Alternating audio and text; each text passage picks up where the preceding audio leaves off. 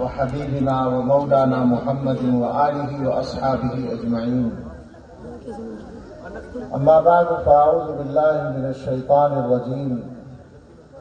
بسم الله الرحمن الرحيم.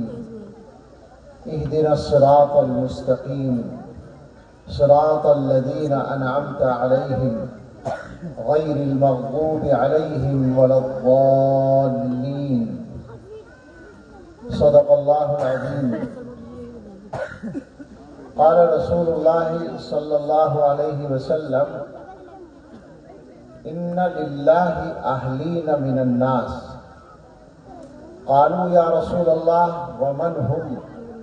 قال: هم أهل القرآن أهل الله وخاصته، او كما قال علیہ الصلاۃ والسلام.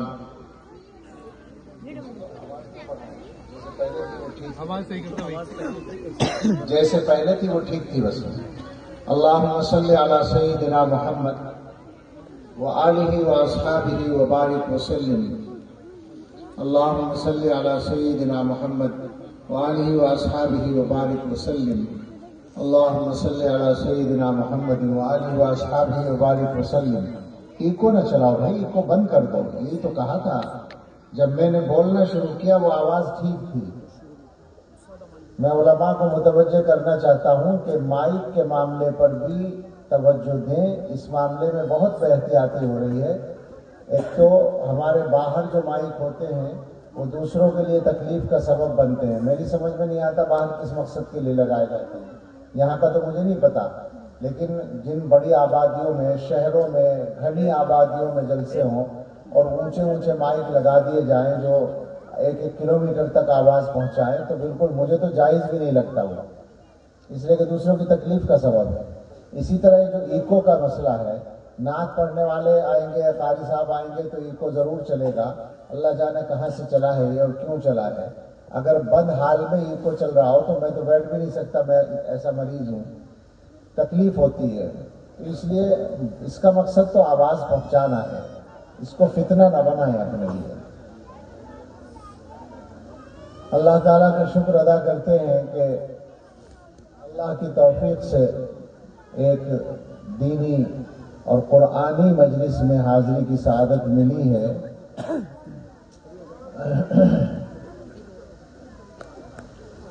اللہ تعالیٰ بندے کو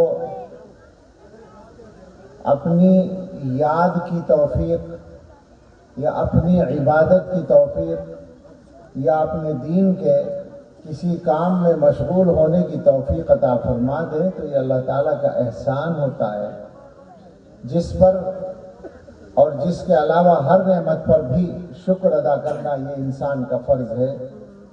ہم سب کو شکر ادا کرنا چاہیے کہ ہم ایک ایسی مجلس میں شریک ہیں جو قرآن کریم کی تکمیل کی نسبت سے منعقد ہوئی ہے.